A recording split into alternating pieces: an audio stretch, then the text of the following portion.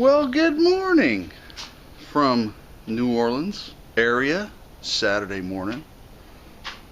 It's 20 minutes to 6 a.m.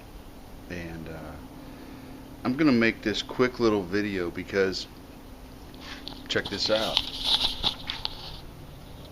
Give it to God, champion BBQ Charcoal Baskets.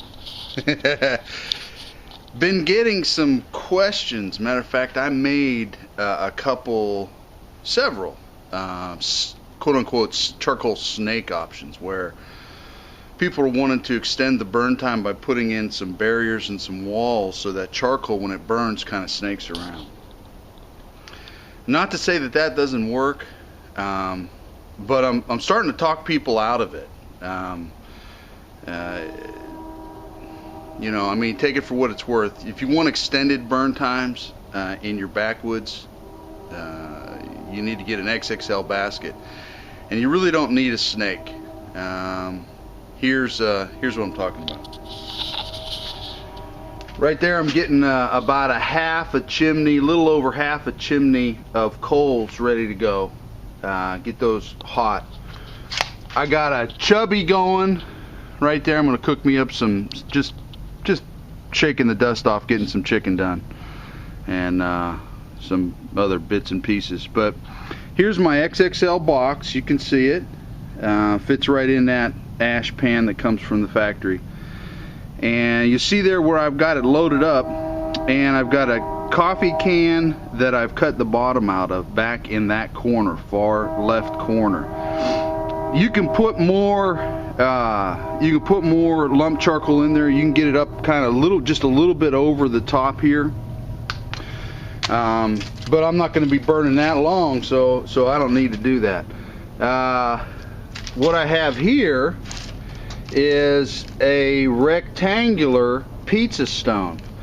Now, normally, the way guys load up the heat diverter pan is putting the heat diverter pan in with the lip down, and that lip is down, and it stops it from going back, so you maintain that.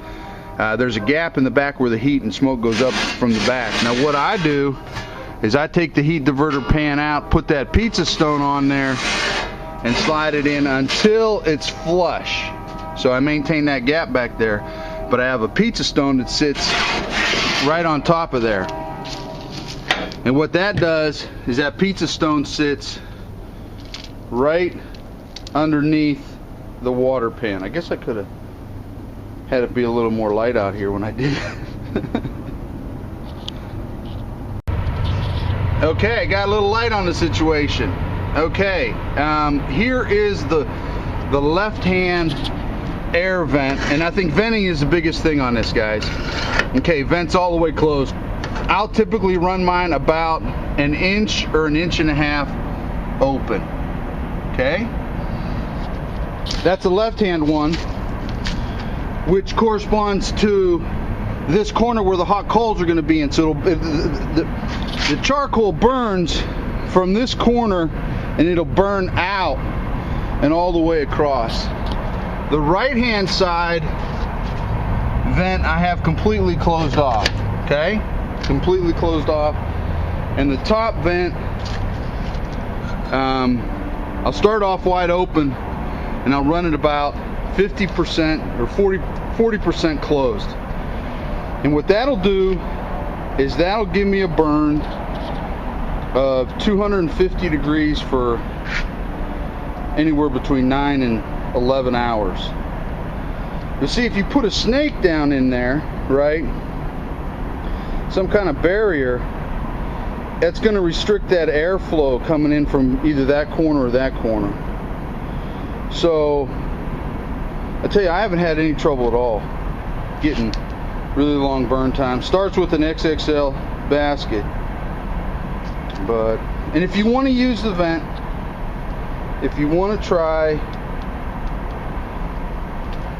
the vent, or a snake, if you want to try the snake, try a brick, just a regular red brick. Put that in there. That'll bury it. That'll seal off that heat from going across to the other charcoal and give you almost a perfect size to work around. So you're gonna do it, but you don't really need it. And so if you have your XXL basket, you're good to go. There's just a little tutorial video for you this morning. By the way, those are shorts, and it is the morning, and it's February 2nd in Louisiana. Thank you, Jesus, for Louisiana and the weather. Sorry, Steve Coleman. I'm sure it's probably a little snowy up in Minnesota. And all you guys up north, God bless you. Let's go do some barbecue. You gotta love that money muscle.